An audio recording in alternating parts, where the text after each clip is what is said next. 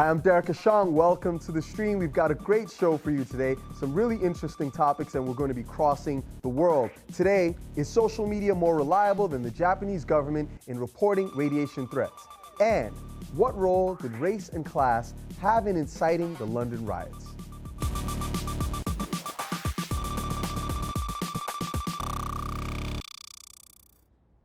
Our digital producer, Ahmed Shihab El-Din, is here looking out for your live feedback. Also on the couch with us today is Steve Clements. He's the Washington editor-at-large for The Atlantic magazine. Steve, thanks so much for being with us. Great to be with you. We know you just got back from Japan. Talk to us about Japanese beef. Well, Japanese beef, and we had about 892 cows that ate contaminated straw, rice straw, which Japanese bureaucrats didn't destroy. And these cows managed to go get themselves slaughtered and sold in stores all over Japan, and it has created this fear of beef, which is phenomenal, and this crazy Geiger counter craze where people are so worried that they want to now test their food, and it's led to another derivative where people are now saying, wow, if the Japanese bureaucrats were this poor, what about irradiated rain coming down and affecting next year's rice crop?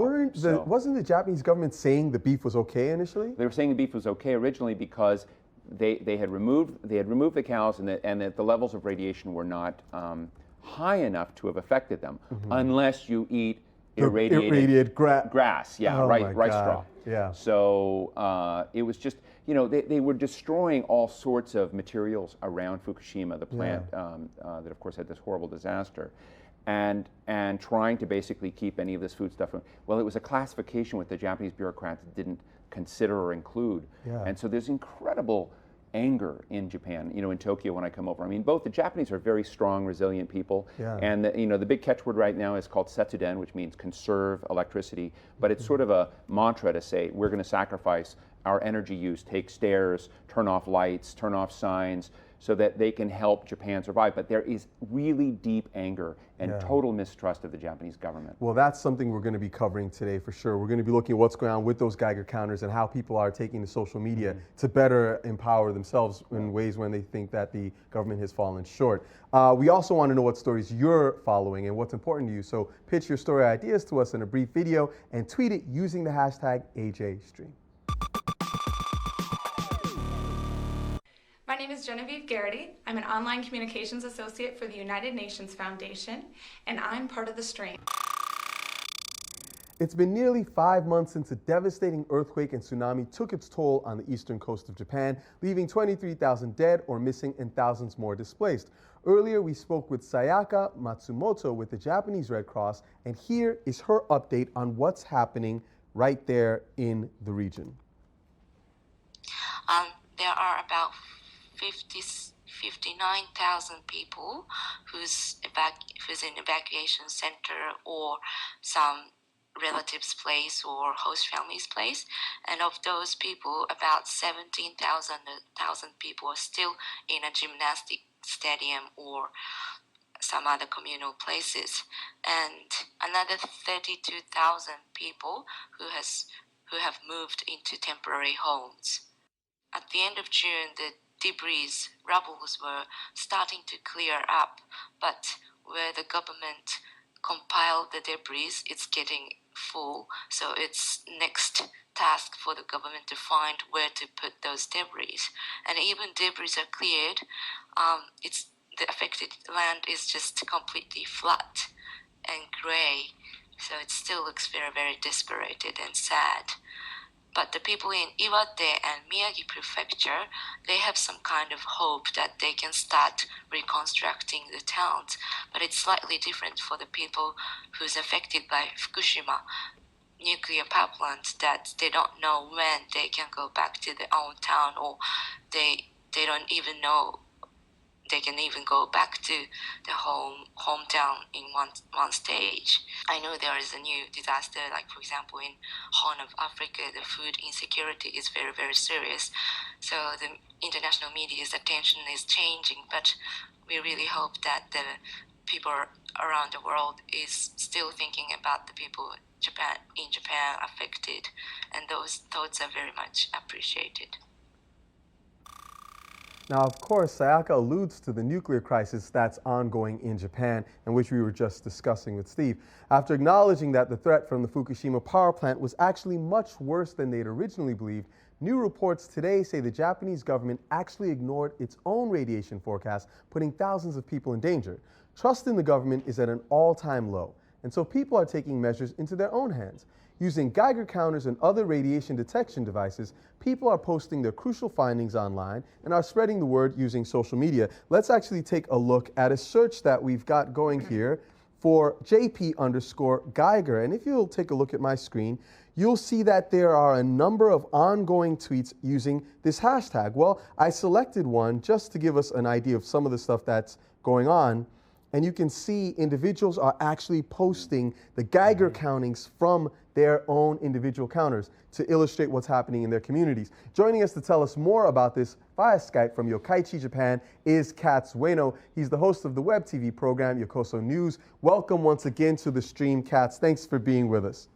No, thank you for having me. Now, we know that the radiation levels in Fukushima are greater than what was previously announced. How has this affected two things? One, Japanese people's confidence in their government, and two, their ability or creativity in finding new ways to determine what's really happening?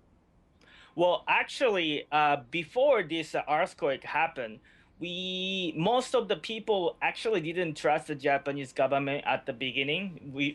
I just talked to residents in Fukushima a couple hours ago as well. So what they came up with that they kind of didn't trust the government at the beginning anyway, though. But they already knew that they cannot trust the government. So especially among the online community, they develop the way such as Geiger counter you talked about, like the stuff they already embedded the map onto the Google, associate with the Google, and spread the word, like using the hashtag, the Twitter too.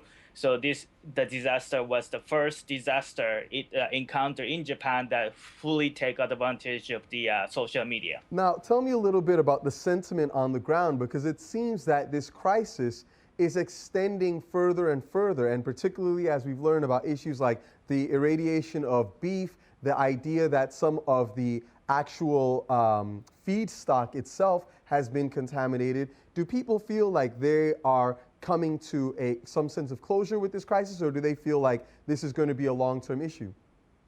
Well, obviously, this is the long-term issue. Immediate threat of, like, for example, explosion of the Daiichi nuclear power plant, it's kind of going away.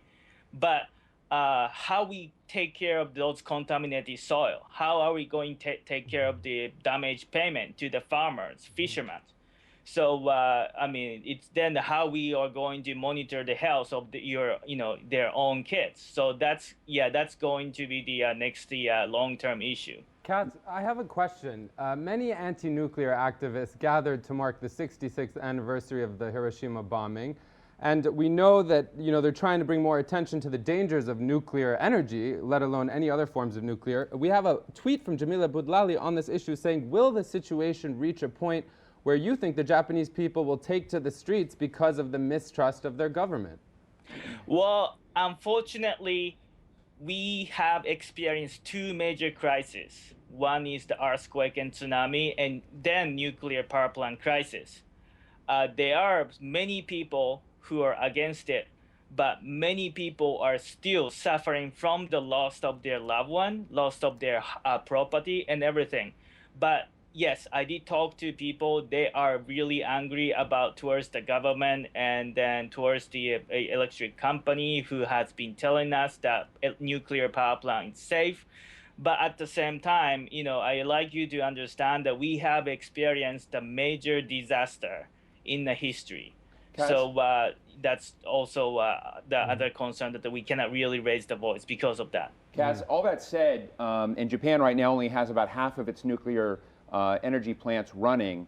I was amazed in Tokyo. I just got back the night before last. Was amazed in Tokyo to see that throughout everywhere, Keio University, hotels, small little restaurants, shops, all have Setsuden signs up about the need to cut electricity. And so while there's anger at the government, it's shocking at how much everyone was on board to basically cut back and to be part of the campaign to save energy. And Japan has already cut energy usage by 15%. That could never happen in this country. But it's amazing to see this happening in Japan.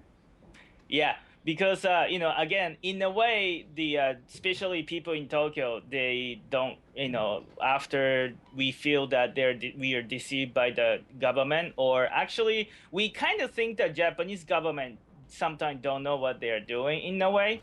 Now, so it's like time that we have to stand out. Right. That's kind of what we come up with, especially the people in Tokyo. Now, we know that the Japanese Prime Minister did make a statement about the idea of moving away from nuclear power. Do you think that there's a realistic commitment from the Japanese government to find alternative sources of energy? And do you think that this is rekindling the anti-nuclear movement on the ground? Well, first of all, there are many oppositions, especially from the economic field. Many of the major business owner of the major Japanese company they say it's too early to talk about moving away from the nuclear power plant. But in general, the public already start talking about moving away from nuclear power plant. As you see the peace message from the mayor of Hiroshima, Nagasaki, from the last peace ceremony on August 6th and 9th, they already talked about, the politicians start talking about moving away, supporting the word of the Prime Minister Naoto Kan too. So even I kind of have a sense of the feeling that yes, we are going to go away from the nuclear power, but we have way long, so many stuff that we have to fix, resolve the issue. Long way to go. Ahmed? We're seeing a lot of tweets coming in about this topic.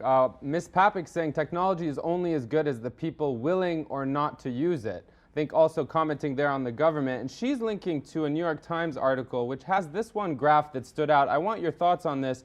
It says that the Prime Minister's office refused to release the initial results because even after they were made aware by Speedy, because they were worried of taking responsibility for the costly evacuations that might be necessary if their estimates prove to be wrong. Is that a good enough excuse for you? No, not at all. That's why actually that topic came out at the beginning of the April. So especially the online community, raised our voices. Soon after we found out the government was hiding the result of the Speedy, I saw so many tweets, so many messages on the internet urging the government to release to the public. So actually, I think that's also the result of the online community. The Japanese people actually stood out and tell to the government that we need those information. We are smart enough to know about those. We'll leave it at that. Thank you, Katz, for being with us today. Thank you. Appreciate it. Now, remember, you can read more about this story and others right on our website, stream.aljazeera.com, where you're going to find photos, videos, and various other multimedia elements.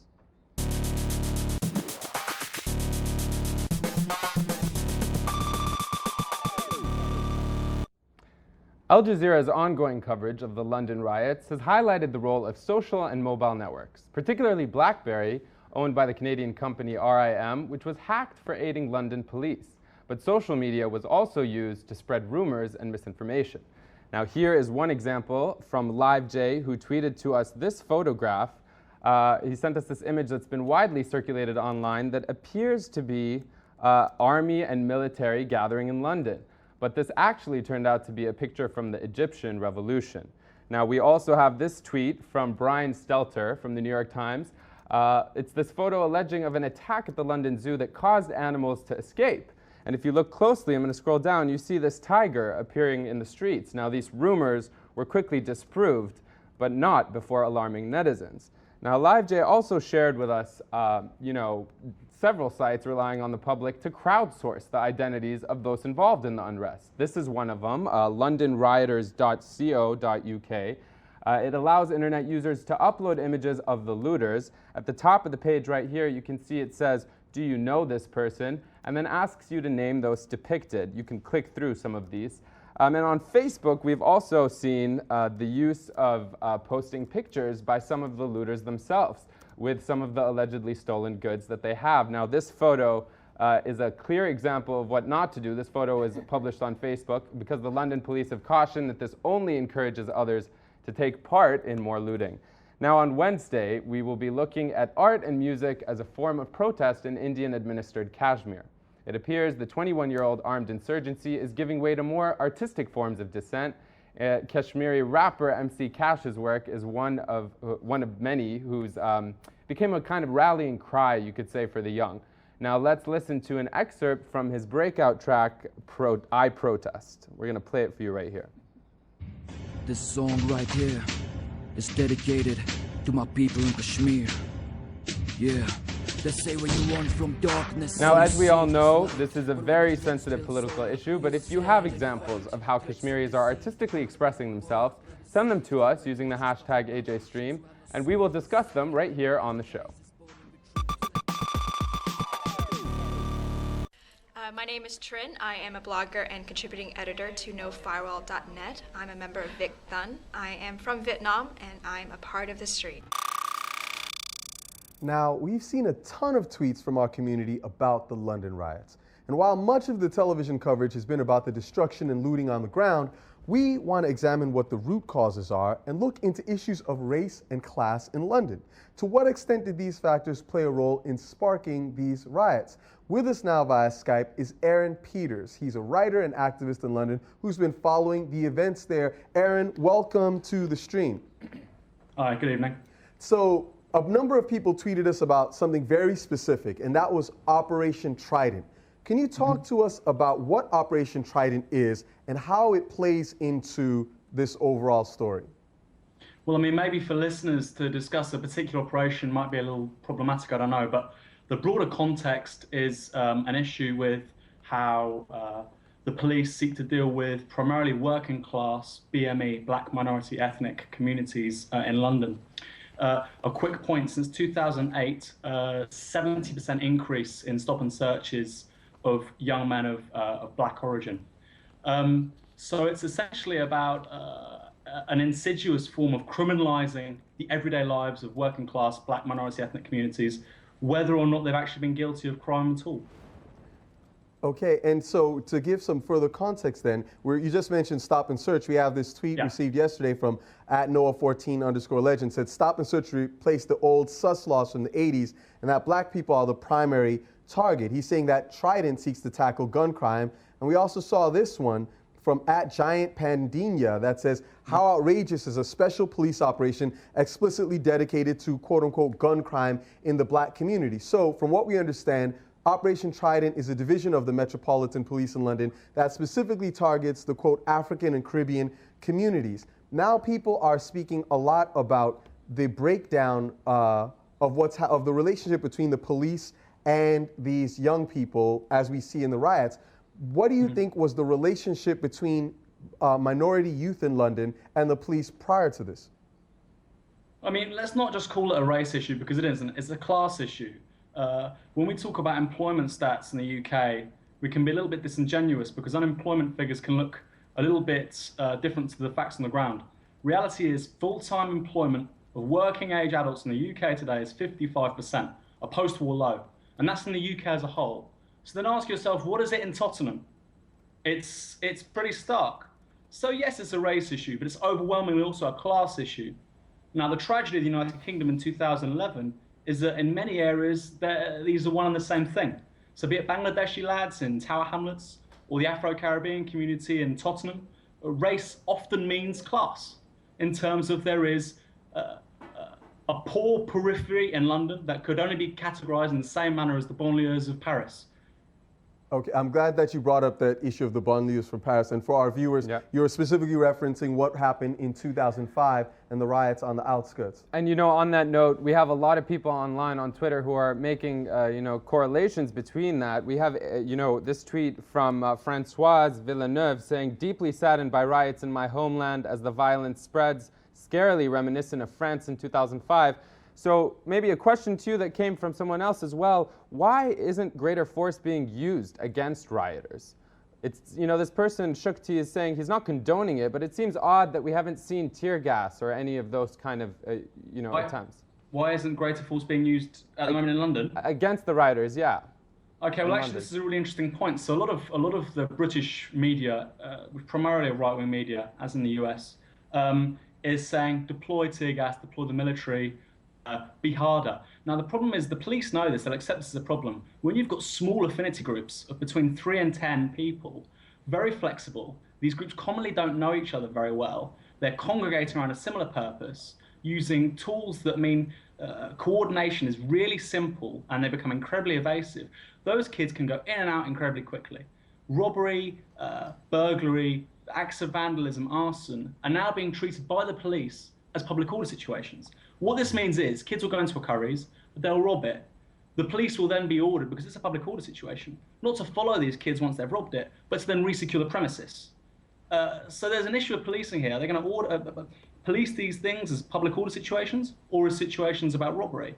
If they police them as public order situations, then they're going to always seek to defend the property at stake rather than pursue the lads or the young women who've committed an act of robbery. So it's not a question of coming down hard on them. Organisationally, for a hierarchical sort of unit like 50, 60 London Metropolitan officers, very difficult to deal with this kind of organisation. These affinity groups are very similar to... I want to actually expand this, and I want to get Steve and then your thoughts as well, Aaron. I'm going to read you a quote from this is a piece on the Al Jazeera website called Nothing Mindless about rioters, and it argues, or makes the point, this is an op-ed, that says the global economic crisis is at least as political as the riots we've seen in the last few days. It has lasted far longer and done more damage. We need not draw a straight line from the decision to bail out the banks to what's going on now in London, but we must not lose sight of what both events tell us about our current condition. Those who want to see law and order restored must turn their attention to a menace that no amount of riot police will disperse, a social and political order that rewards vandalism and the looting of public property so long as the perpetrators are sufficiently rich and powerful. Steve, does this turn into something that is of more global scope, the increasing divide between the wealthy and the poor? I think it's global, but I think it would be a mistake to think about it just in those terms. When you look inside each one of these countries, you've got staggering divides, as you've seen all over the world, a sort of tilt towards the financial sector and a tilt away from jobs, from manufacturing, from the safety nets that various people had. I think even in the United States, what we've seen recently in Wisconsin and others, just a real ripping of the rug out from underneath people and no sense of responsibility. I've been helping to run a think tank for a number of years at the New America Foundation, and we've been saying we need a new social compact inside our society. I think the same thing is true in the UK, it's clearly true in France and other parts of the world. I also think it's one of the big drivers in what we see in the so-called Arab Spring, where you basically see people saying, we're working hard, we want to contribute to society, but we're getting screwed by the system, and that is benefiting an elite that has no gravity switch on it. Aaron, and we feel the gravity. That's what's happening. Your thoughts on there, Aaron? Yes. Yeah, I mean, I just got an interesting tweet, and they were saying, well, this isn't happening in the US. Could it cross the pond? I don't think it will. I'll tell you why. Because in the UK, we're now seeing, without being rude to people in the United States, we're now seeing US-style levels of inequality. Right. Now, what that means is we're then going to have US-style policing and US-style incarceration rates. Right. That's only a natural consequence. And so I agree entirely with what the prior speaker was just saying. It's entirely true. This is about increasing social and economic divides between the haves and the have-nots. Just quickly on that note, Nick Slayton is asking, in your opinion, would you say that this year's student riots helped build up to the London riots as they spread from Tottenham? It's an interesting one. I think EMA is a huge contributing factor to what's going on right now, and I think it's something of a catalyst to a much broader thing, which is that a lot of these young people don't see themselves as having much of a future. Aaron, I want to stop you on that point because we're going to take this to our online community. We want you to give it a chance to answer that. We're going to talk about the connection between what's happening with students and austerity cuts and these riots. Thank you, Aaron, and also Steve for joining us. Remember, you can learn more about this story on the main Al Jazeera website. You're going to get analysis there. We've got another piece there called Rioting for Justice in London. We'll see if that's really the issue. On Wednesday, we're talking about Kashmir and the role of art and music in protests across the region. Join us at stream.aljazeera.com.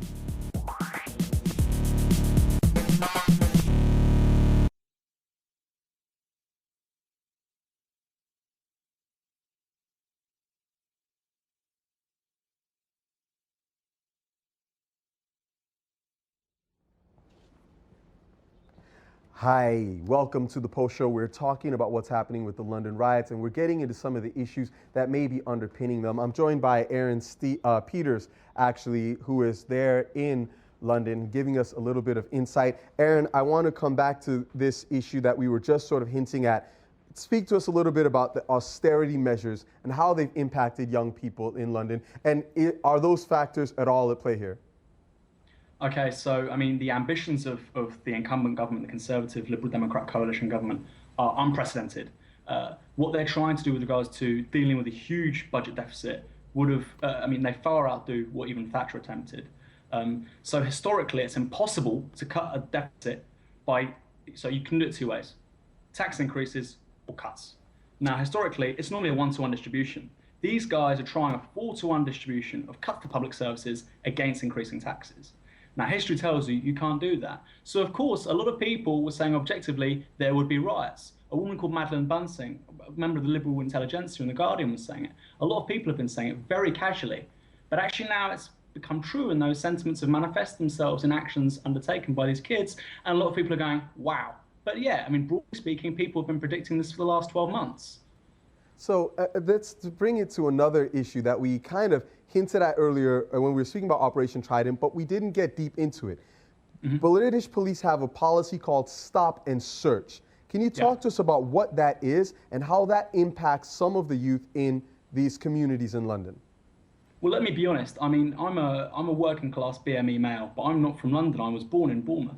And I'm also fortunate in so much as I have Middle Eastern background, not Afro-Caribbean. The best person to ask would be a young black male from Tower Hamlets or Hackney, and they can give you an incredibly honest and authentic answer. It makes their life a living hell.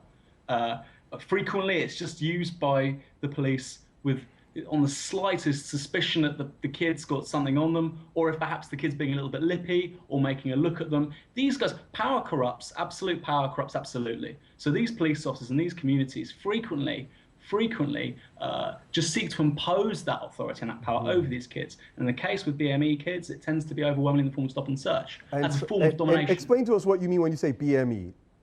Black minority ethnic, sorry, yeah, it's not, I mean, black minority ethnic. I mean, we're very fortunate in London, the UK, to have a rainbow of nations here who can call themselves British and English citizens. So that means Turkish, that means South Asian, Bangladeshi, Afro-Caribbean. It's interesting when they bring up this issue, because the reason we're doing this show, just so that all our viewers know, is because yesterday we talked about it in the Post Show, and this issue was brought up by one of our people on Twitter at the last minute. We had a guest who answered, and they mentioned this stop and search thing, and we weren't realizing it. And it's intriguing that you mentioned a few minutes ago, if you have American-style inequality, you need to have American-style policing. And whereas in the U.S. you don't have an official policy like stop and search, Except you have Beverly Hills. Well, exactly. You have a de facto policy. I mean, last summer I got pulled over by the police in Hollywood. I got handcuffed. I got thrown on the hood of the car. I got thrown into the back of the vehicle. And you were just and kept there for an hour. Right? And then they had to let me go because I didn't do anything. And it's the kind of thing that I think sometimes people brush over, and it's been glossed over in the police reports. But I can tell you, even as a highly educated, upper middle class individual, the kind of anger that brews in you when somebody hems you up because of the way you look, it's hard to quantify. And I think that's got to be considered when you look at what's going on here. Well, I think another element of this isn't even discussed, but and it's slightly out of the same realm, and certainly not as debilitating. But when you look at what goes on at the customs ports in the United States with people coming into the country and the racial profiling that's going on there, that is something that's really interesting. We're on Al Jazeera, and I've got tons of friends throughout the Arab Middle East who come into this country, and the harassment that happens at our borders, I think, is indicative of a strain of this, and it's disturbing. There's this one, I just was Googling some link from someone who posted something on Twitter, and we see that on July 8th, so well before these riots, there was this headline in The Guardian. It says, "Racist stop and search powers to be challenged." And apparently, the controversial Section 60 are going to be, now the High Court has agreed that, this woman who was stopped because the police claimed she was holding simply onto her bag in a suspicious way is going to be able to bring a full legal challenge. Do you think that from what you know, that this is actually being addressed in the courts? I have absolutely no idea. I mean, it's an interesting one because unlike the US, in the UK, obviously, as members of the European Union, the highest court of appeal is actually the European Supreme Court. So there could be something that the European Supreme Court does that trumps British domestic statute or common law. So I'm not a legalist, so I wouldn't know, I'm afraid. But it contravenes human rights legislation, which, by the way, isn't actually domestic British legislation. Unlike in the US, we haven't got a constitution over here. Yeah. So pretty much on anti-terrorist legislation, the government can make it up as they go along. Wow, that is heavy duty. I want to leave you with the final thought on this, Aaron. Before we let you go, what do you think the government, the community, the nation should be doing in response to what's happening there? Well, let me be clear. In this country, we've got a government, 16 millionaires in cabinet. We've got a prime minister whose mother's family goes back to the Battle of Agincourt, 600 years. It's a government of aristocrats. I think they're a decade away from even understanding why these events are occurring, let alone from dealing with them. I think we're now going to see an increasingly militarized police force, and I think we're going to have a really brutal crackdown on working class black minority ethnic communities. I think we're going to see an increase of the far right as well. It's tragic, but unfortunately, when you've got people in government who've never engaged with the real world, never had a job outside of parliament, never had never had an empty stomach, and whose family are aristocrats, millionaires, and financiers, that's going to happen. So I don't see any solutions in the near term, I'm afraid. But then I've always got hope with London, because we've got so many talented people here from all around the world, and it's a great thing to see. For instance, the Turkish community was protecting itself incredibly well in Hackney. So you never know. You can always hope, but I'm not optimistic. Well, on that point, we'll leave it there. Thank you, Aaron Peters, for joining us from London. Cheers. Great, Steve, cheers. He brings up this issue of millionaires in their parliament. We were just discussing the number of millionaires in the U.S. government as well. I mean, is this something that we can expect to see potentially people in the streets here at some point? Well, I think it's very hard to predict. I mean, you never know what, if you light the right match at the right time, can you initiate the kinds of things that we've seen there. I think that Wisconsin, when you had this effort to basically shut down unions, and you saw an enormous outpouring of people throughout that state, came as close as we've had to a mass movement against essentially an empowered class of, in this case, Republicans that were trying to disenfranchise and remove the safety net. I don't think it veered into violence. I think people took this. So the violence question is very hard to predict. But I do think that the dynamic he talks about is absolutely right. And it's not only rich, the rich. It's also interesting that very few members of Congress, in contrast to the time of the Vietnam War, have children who fought in these wars. So you increasingly have by the people who are making decisions, vital life decisions for people, they are increasingly distant from the realities that those who are doing the work, those who are doing the fighting, those who are collecting unemployment, or those who are so frustrated that they won't even go out and continue to try and find jobs. So the frustrated worker class is growing very, very large in the United States. So you just don't know when it might happen. Well, one of the things that comes up in this show consistently is we talk about the Arab Spring or Arab Awakening, what you have it, and people will ask like, well, could it be that this movement is inspired by this, or these protests are inspired, or these protests are inspired? But sometimes I wonder if it's not so much the inspiration of seeing someone else stand up, which I think can be powerful, but if there's another element of simply there is a way that our world works today that is exacerbating the divide between people based on wealth, class, race, whatever. And we're also able to see that more clearly because of technology. Winners win all, and losers are the middle class. Well, they're the middle class. They're the lower class, if you want to call it that. They're what used to be the upper middle class. I mean, the sort of winners in our society are becoming a much more narrow and narrow band. And on a relative basis, there are lots of working families and others that are falling increasingly behind. But the real issue that I find a problem with, whether it's healthcare or we have a turbocharged economy, and I kept saying when I worked in the Senate, why aren't we giving people a turbocharged package to deal with it? Portable pensions, portable education benefits, portable training, support in different ways. And we're so slow with that. And I think what's outrageous is the degree to which you see right now as part of this debt deal package, the government saying, we want to end unemployment benefit extensions. We want these are people who through no fault of their own, they didn't create the subprime crisis. They didn't create the bailouts. I want to bring us to one other thing. Actually, let's get this quick tweet in. Just a quick tweet from Muna Adani. We were making comparisons between France and the UK, but also the US. She's saying, people should follow Wisconsin recall elections, connecting with London riots, saying that it's all about economic conditions and frustration with the government. So that's today. So here's another area where there's frustration with the government, and it is actually on the environment. There's a question that's being raised if oil lobbyists were behind a series of fake Twitter accounts that were used to promote a proposed North American tar sands pipeline. This is an allegation that our next guest is making. But first, at the center of the story is a pipeline called the Keystone XL. It would transport oil from Alberta, Canada, down to Texas, and environmental advocates say that this project poses a huge threat to the water supply in the United States. Take a look at this particular map that we've got here. It actually shows you some of the areas that would be potentially impacted, coming all the way down from up here in Alberta in Canada through the Midwestern part of the nation and down to Houston right there at the Gulf of Mexico. Joining us via Skype to discuss what are the potential implications of this pipeline is Brant Olson. He's a campaign director with the Rainforest Action Network. He broke the story about the bogus Twitter accounts and joins us from San Francisco. Now, Brent, before we get into the Twitter accounts, tell us why this pipeline is a problem, and specifically with regard to the aquifer that is potentially affected. Well, this pipeline would go across the Ogallala Aquifer. It's the largest freshwater aquifer in the country, provides drinking water and irrigation for thousands across the Midwest. And the pipeline itself is going to be carrying tar sands oil. So this tar sands crude is a dirtier, more corrosive form of crude oil than the conventional stuff that you'd normally just stick a drill in the ground and get out the oil. This is tar sands. This is essentially strip mining for this heavy, viscous oil that is found up in the tar sands of Alberta. Now, how have oil companies responded to these concerns?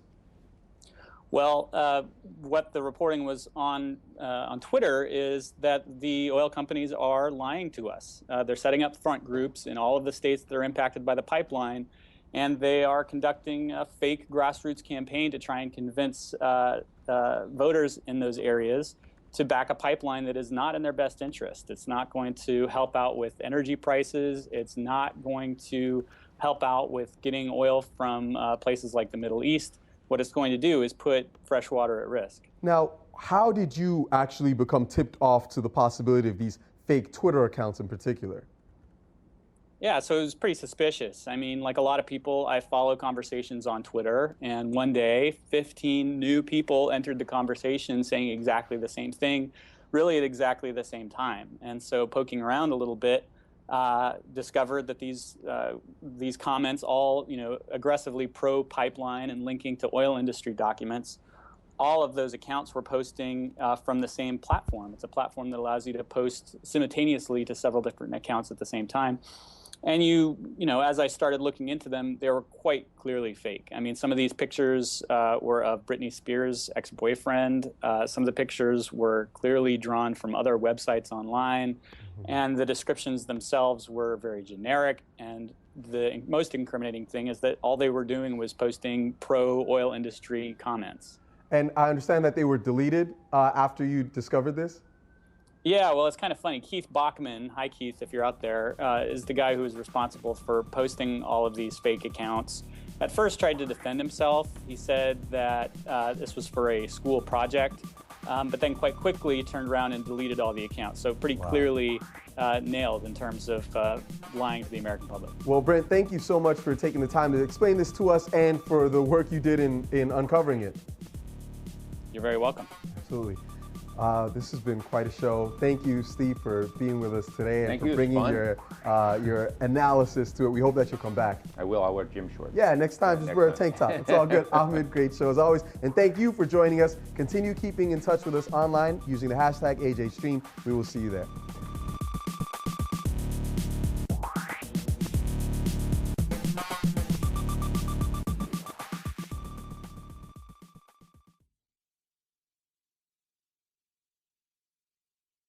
I was worried you're going to say